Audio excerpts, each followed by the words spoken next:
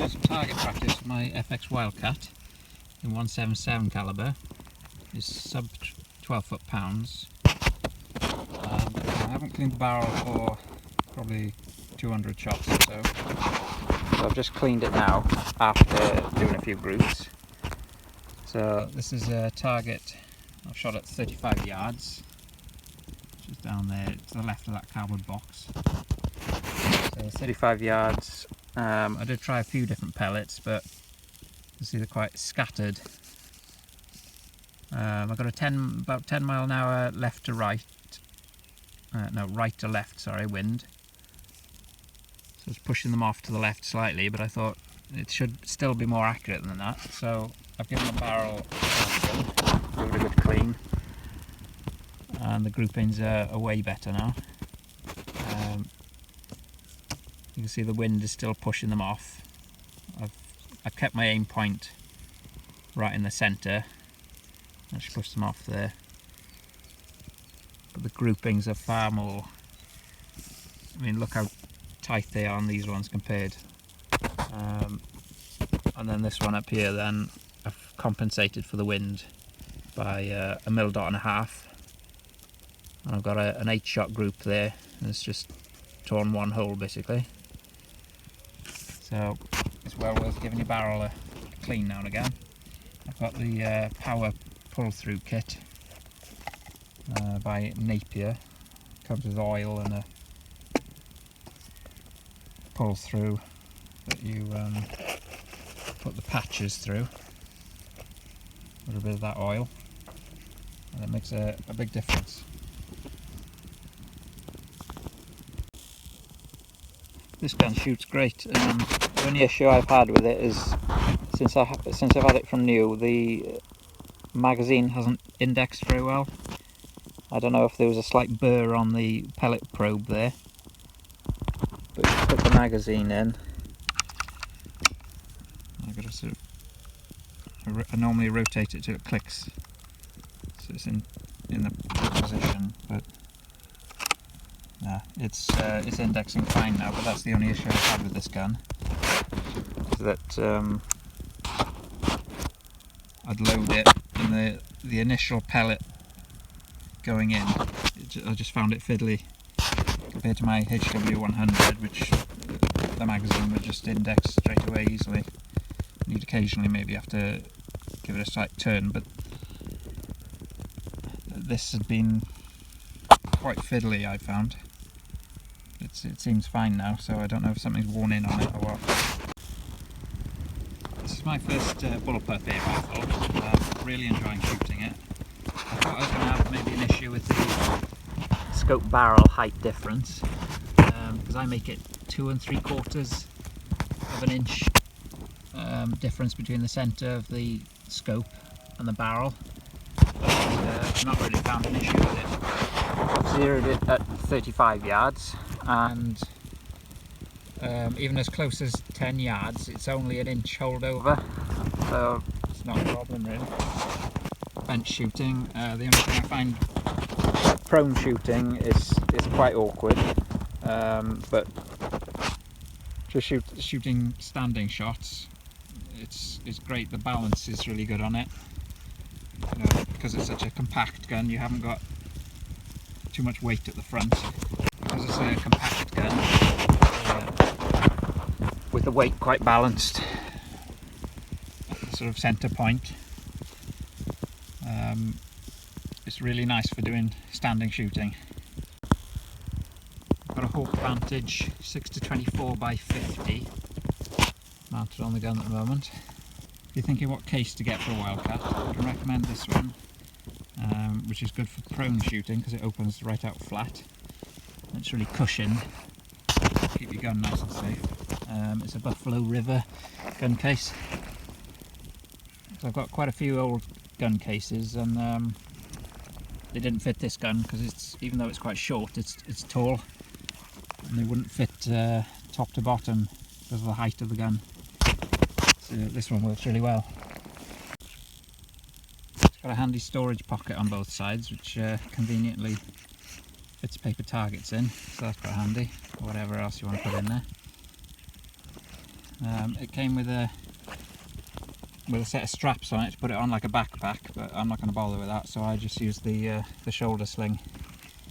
It's a good case. Okay, so since doing that bit of shooting, I've bought a new scope. This is a Hawke Air Max Side Focus 30. So it's got a 30mm tube instead of the 1-inch tube.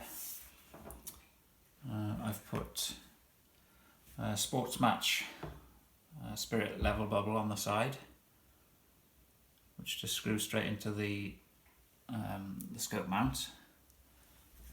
The scope mounts themselves are also Sports Match medium height mounts. The scope is 4-16 by 50. It's got flip up rear and front covers. I've got the sunshade fitted on the front, so that reduces the glare into the scope. It's got an illuminated reticle, which is continually variable. It doesn't have a stepped increase in the brightness. You can adjust it however much you want it, so that's really good. You don't have to have this big wheel on the side. I fitted that on. You can just have the small adjusting wheel, but that's really comfortable to get hold of, that is, and it's got the range markings on the side then as you look down the gun. It's easy to get hold of and adjust your focus. So you can also use it to try and judge your range, because if it's out of focus, then when you get to the focus, that's marked as a range. So it's a rough way of range estimating as well. You can take this wheel off and just have the small adjustment turret instead, but I like this fixed on like that. The reticle is a half mil dot reticle. You've got plenty of aim points there on that. Overall, I really like this gun. It's probably my favourite gun to shoot. I like the trigger on it. I like the side lever cocking. It's bang on accurate. It's really quiet. The balance is really good. I was sceptical about getting a bullpup rifle, but I find it better than a normal rifle to shoot for me. I just like the compact balance of it. I really like these turrets that they've got for adjusting the scope. All my previous scopes have had caps on them, which you've had to wind about 20 times to get the cap off before you can adjust them. And these can be, it's got a locking piece on the end, so you can lock it in place when you're not adjusting anything. But yeah, they're very accessible. As I mentioned before, the only thing I'm not 100% keen on is the loading mechanism with the magazine. I have bought 2 magazines, spare ones, since I have had the gun, and the problem could be more with the magazines than the actual gun itself. But the original magazine was sticky, and it was catching and not locking into place properly. And once it had locked into place, then it was fine. You'd shoot the 8 pellets off, no problem. Whether the 2 magazines I've got since are sort of cheaper copies and not proper FX ones, I'm not sure, because when you look at them, they look identical to me. So let's just have a quick look at those. Okay, so here's 2 of my magazines for it. They're better than the cassette style magazine that the something like my BSA Ultra has, but the Ultra is pretty reliable. I haven't had any problems with that. You'd think these are quite simple, nothing to go wrong with them. But if you look at the back of them, you can see that, well, this one here, this one's fine. That one's working and loading. This one, the centre piece, it's not all one piece. The centre has moved in a fraction. You can hardly tell looking at the front of the magazine. You can hardly tell it's moved, but it's not in line, and it's still a very tight fit. I can't actually push it back by hand. I can't push it flush. I might have to get some small pliers and press it back into place somehow. They haven't had a great deal of use to get like that or anything. So this one's fine. Put that in. Rotating fine. And it locks into place. This one won't go in because that centerpiece is not lined up, so that's pretty useless unless I can fix that. And I've got another one the same. So this centerpiece can come loose.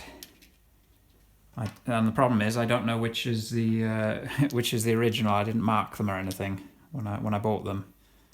So two of them have got a problem. I would guess the spare two that I bought since, but as I said, I did have some problems with the original magazine not locking in. But I should think that's the original, and that one's fine. The rifle can be decocked, so it's cocked now because I've been messing around with the magazines. But if you hold the cocking lever back, hold it back firmly till it clicks, then pull the trigger and let it forward gently, and it's safe now. It's uncocked. This is the filling port. It's got a rotating cover. You just turn that to line up the hole for the brass probe to go in. And fill it from your air tank and then turn it round.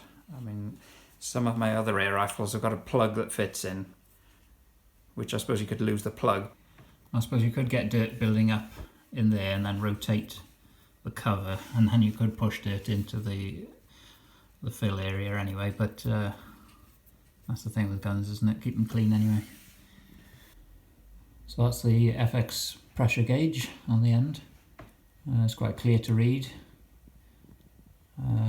It is on the muzzle end, so I always look at it when the gun's not loaded, and I tend to... You can view it from an angle anyway. I'd never look down the muzzle to look at the manometer, so that'd be pretty stupid anyway, but some guns have them underneath or on the side. I don't find it a problem. Just use some common sense. These guns are regulated as standard, so you get the same pressure for each shot, and it has a free floating hammer system, so that also makes better use of the air that's used, so you get more shots per fill.